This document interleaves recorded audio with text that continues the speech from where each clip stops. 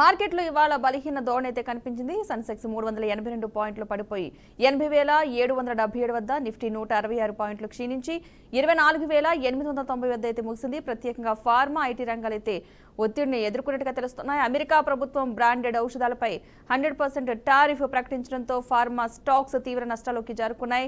Mid cap, small cap షేర్లు కూడా నష్టాలు అయితే ఉండటంతో మార్కెట్ మొత్తంగా నెగిటివ్ సెంటిమెంట్ లో ముగిసింది. ఈ పరిస్థితులపై మరిన్ని విశ్లేషణలు చెప్పడానికి మనతో పాటు జాయిన్ అవుతున్నారు మార్కెట్ అనలిస్ట్ అనిల్ కుమార్ బచ్చు గారు. నమస్తే అండి అనిల్ గారు. నమస్తే అండి. ఈ రోజు మార్కెట్లు ఏ విధంగా ఉన్నాయనుకోవచ్చు? ఈరోజు కంటిన్యూస్గా మార్కెట్స్ ఈ వారంలో నెగిటివ్గానే స్టార్ట్ అయ్యాయి, నెగిటివ్గానే అవుతున్నాయి. నిన్న కూడా చూసుకుంటే మనము మార్కెట్ ఒక 0.7% డౌన్ అయింది. నిఫ్టీ 166 పాయింట్లు, సెన్సెక్స్ 555 పాయింట్లు తగ్గింది. బ్యాంక్ నిఫ్టీ కూడా తగ్గింది. అది ఇవాళ కూడా కంటిన్యూ అయింది. ఇవాళ కూడా చూసుకుంటే ఆల్రెడీ ఇప్పటికే నిఫ్టీ ఒక 128 పాయింట్లు డౌన్ ఉంది. సెన్సెక్స్ కూడా ఒక 396 దగ్గర 400 పాయింట్స్ డౌన్ అయింది. 80,760 దగ్గర ఉంది ఇప్పుడు.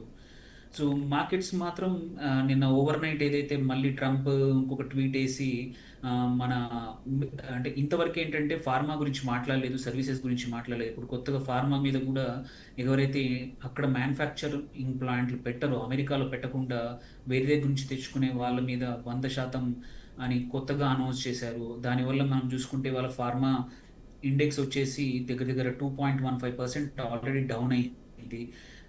మీరు ఇందులో కూడా చూసుకుంటే చాలా స్టాక్స్, అంటే ఒకటి రెండు కాదు, చాలా స్టాక్స్ కూడా మనకి డౌన్ అయిపోయాయి.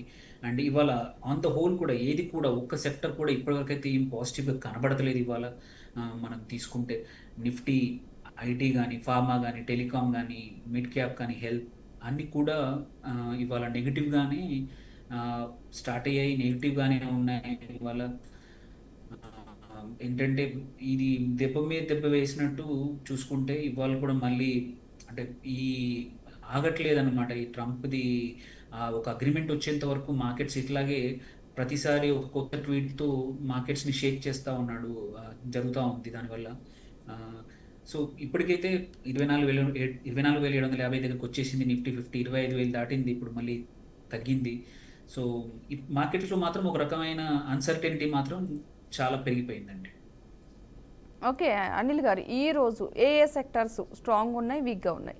మనం చూసుకుంటే ఈరోజు కొన్ని స్టాక్స్, ఎస్పెషలీ కొన్ని స్పెసిఫిక్ స్టాక్స్, ఇప్పుడు సెక్టర్స్ కన్నా చూసుకున్నా కానీ సెక్టర్స్లో కూడా నేను చెప్పినట్టు మనం చూసుకుంటే ఏ సెక్టర్ కూడా పెద్దగా ఇవాళ ఎక్సెప్ట్ రియాలిటీ ఒకటి ఫ్లాట్గా ఉంది, రియల్ ఎస్టేట్ మాత్రం. మిగిలిన అన్ని సెక్టర్లు కూడా డౌన్. ఫార్మా 2.2 నుంచి, హెల్త్ కేర్ కూడా 1.92 నుంచి, మిగిలిన అన్ని డౌన్లో ఉన్నాయి. స్టాక్స్ మాత్రం కొన్ని ఇండివిజువల్ స్టాక్స్ మాత్రం ఏవైతే బాగా పర్ఫామ్ చేస్తున్నాయి. మనం ఎల్ఎన్టీ ఒకటి బాగా ఉంది, 3.2% పెరిగింది. ఇవాళ టాటా మోటార్స్ కూడా 1.81% పెరిగింది. అట్లాగే సీమెన్స్ ఎనర్జీ కానీ, హీరో మోటార్ కప్ కానీ, ఐషర్ మోటార్స్ ఇవన్నీ కూడా ఇవాళ బాగా పెరిగాయి. మీరు ఈవెన్ మిడ్ క్యాప్లో స్టాక్స్ చూసుకున్న టాటా ఇన్వెస్ట్మెంట్ కార్పొరేషన్ ఒక 5% వరకు పెరిగింది. అట్లాగే ఏయూ స్మాల్ ఫైనాన్స్ బ్యాంక్ కానీ, ఇప్కా ల్యాబొరేటరీస్ ఒకటి మాత్రం ఫార్మాలో అవుట్లయ్యారు. అన్ని స్టాక్స్ డౌన్ అయితే మాత్రం ఇక్కడ మాత్రం 1.13% పెరిగింది. ఇటాచీ ఒకటి, ఎండ్యూరెన్స్ టెక్నాలజీస్ కూడా మిడ్ క్యాప్లో బాగా పెరిగాయి. దెన్ కొన్ని స్మాల్ క్యాప్స్ కూడా పెరిగాయి. బట్ ఇవి మేజర్గా మనం చూసుకుంటే